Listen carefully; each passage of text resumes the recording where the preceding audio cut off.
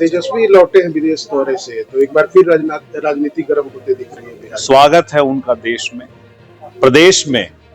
और मुझे लगता है कि विपक्ष जिस तरह से जो आवाज होनी चाहिए, तेजस्वी जी इस बात की गंभीरता को समझेंगे।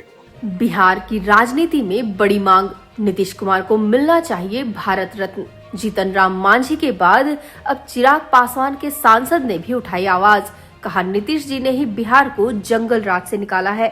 वहीं तेजस्वी यादव और रोहिणी आचार्य पर सांसद अरुण भारती ने क्या कहा, देखिए जमुई से हमारी ये खास रिपोर्ट। नमस्कार, ब्रेकिंग न्यूज में आपका स्वागत है। जमुई सांसद और लोजपा रामविलास नेता अरुण भारती शनिवार को जमुई पहुंचे। यहां उन्होंने मीडिया से बात करते हुए बिहार की राजनीति पर खुलकर अपनी राय रखी। सांसद ने केंद्रीय मंत्री जीतन राम मांझी की मांग का समर्थन करते हुए कहा कि मुख्यमंत्री नीतीश कुमार भारत रत्न के असली हकदार हैं।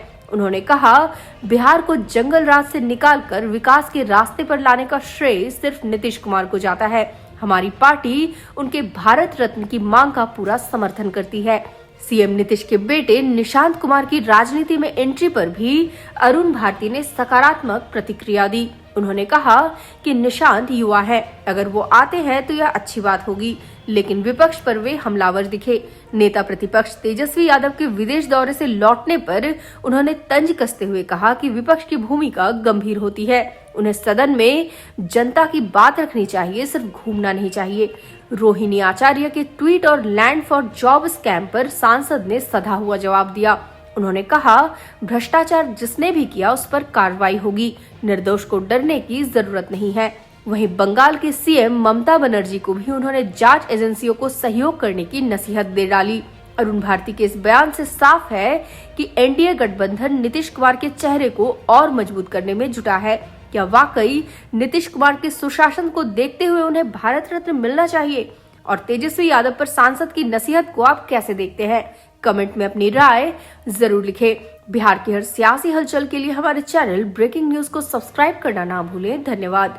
केसी त्यागी ने नीतीश कुमार के लिए भारत रत्न की मांग का एक पत्र की बात आई है सामने, और उसमें जीतन राम मांझी जी का एक ट्वीट आया है कि चौंकाने वाला मामला आएगा कि प्रधानमंत्री नरेंद्र मोदी अचानक चौंका देंगे कि भारत रत्न का सम्मान देकर, नीतीश कुमार को सम्मान देकर।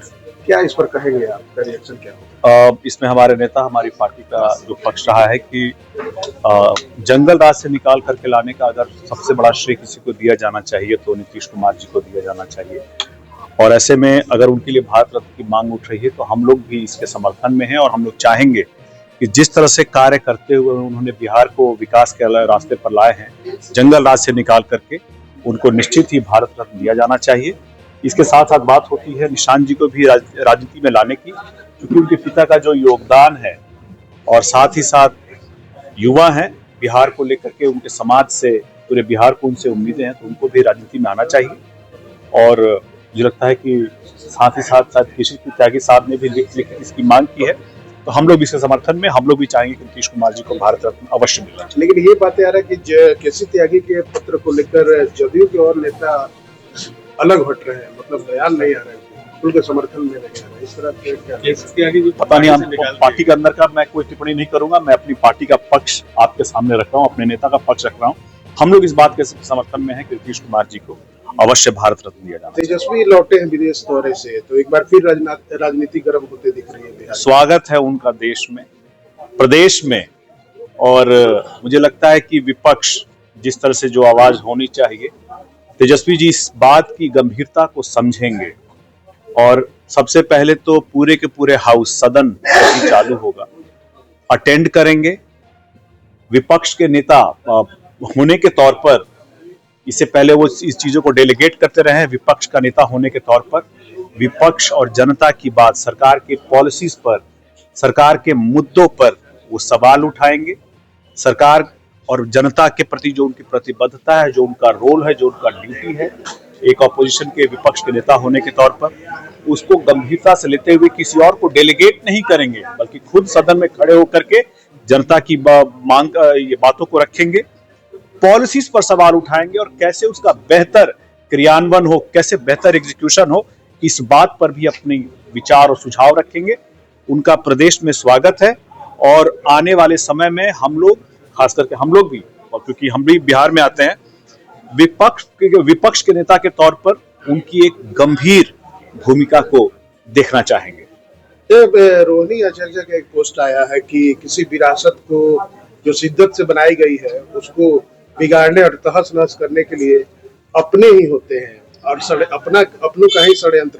कहीं ना कहीं लोग आरजेडी और तेजस्वी और पूरे लालू जी के परिवार पर यह हमला बोला है, एक तरह से कमेंट किया गया है। देखिए, बहन ने टिप्पणी की है, एक बेटी ने टिप्पणी की है, और चूंकि मुझे मामला मेरी समझ में पारिवारिक लग रहा है तो इस पर टिप्पणी करना मेरा ठीक नहीं होगा। लेकिन बात तो सत्य है, कितनी बार अपनी विरासत को अपने ही खत्म करते हैं जब चीजों को की गंभीरता को नहीं समझते हैं, और जो चीजों की गंभीरता को समझते हैं वो अपनी विरासत को नए पायदान, नई ऊंचाई पर ले जाते हैं। मैं सिर्फ ये बात राजनीतिक परिप्रेक्ष्य से कह रहा हूँ, इसमें मेरी कोई पारिवारिक टिप्पणी नहीं है। तो ये बंगाल चुनाव पर क्या रिएक्शन होगा, क्या होने जा रहा है? बंगाल चुनाव में हम लोग चाहते हैं कि पार्टी का विस्तार हो, और ऐसे में हम लोगों ने अपनी तरफ से प्रस्ताव हमारे राष्ट्रीय अध्यक्ष चिराग पासवान जी को दी है। उनका जो भी आदेश होगा हम लोग उसका अक्षरशः पालन करेंगे। जो स्थिति बन रही है, दिख रही है कि ममता बनर्जी के द्वारा जिस तरह से कानूनी कार्रवाई, संविधान ये कहता है कि जो देश का कानून है उसके तहत जो जांच होती है, वह जांच में जितने भी देश के नागरिक हैं उसमें, चाहे वो संवैधानिक पद पे हो या सामान्य नागरिक हो, उसको उस जांच में सहयोग करनी चाहिए। इस कानूनी कार्रवाइयों में कहीं से भी आपको बाधक नहीं बनना चाहिए, आपको सबूत, साक्ष्य नहीं हटाने चाहिए, उसको नष्ट नहीं करना चाहिए। और खास करके उनके लिए जो संवैधानिक पद पर खुद हो, जो मुख्यमंत्री हो, उन्होंने सबूतों के साथ जो छेड़छाड़ की है वो सही नहीं है, एक बड़ा ही गलत संदेश जनता के बीच में जाता है। उनको जांच में सहयोग करनी चाहिए, क्योंकि जो आदमी निर्दोष है उसको इस बात का बिल्कुल भय नहीं होना चाहिए कि कहीं से भी उसके ऊपर जब जांच होगी और सही चीजें निकल के आएंगी, जो दोषी होंगे उन्हीं को सजा होगी, निर्दोष निकल के आ जाएगा। कैसे यानी जी को निकल दिया गया पार्टी से, बता दें पार्टी का मामला है। लैंड फॉर जॉब मामले में जो है, लैंड फॉर जॉब मामले में चार्जशीट दाखिल किया गया है। हाँ, मेरे भी कल ही ये हुआ है, मुझे भी पता चला है। देखिए, ये कानूनी प्रक्रिया है, इसमें जो भी गलत करेगा, जो भी देश के टैक्स पेयर के पैसे के साथ भ्रष्टाचार करेगा, आप मान के चलिए कि उसके ऊपर कार्रवाई होगी, और आज नहीं तो कल जरूर कानून का जो रास्ता है वो अख्तियार करते हुए दोषी पकड़े जाएंगे, और साथ ही साथ उनके ऊपर कार्रवाई भी होगी। ये कानूनी प्रक्रिया है जिसके तहत आरोप तय हुए हैं। अब आरोपी के ऊपर है कि वो अपनी बात को कितनी मजबूती से साक्ष्यों के साथ कोर्ट में रह करके अपनी निर्दोष होने को साबित करता है, क्योंकि हम लोगों ने देखा लालू जी को अलग अलग केसेस में सजा हुई है। अब जिनके ऊपर आरोप तय हुआ है उनको जाकर के अपनी बात को रखनी होगी, और अगर वो दोषी नहीं है तो मुझे नहीं लगता कि उनको डरने की जरूरत है। ओके।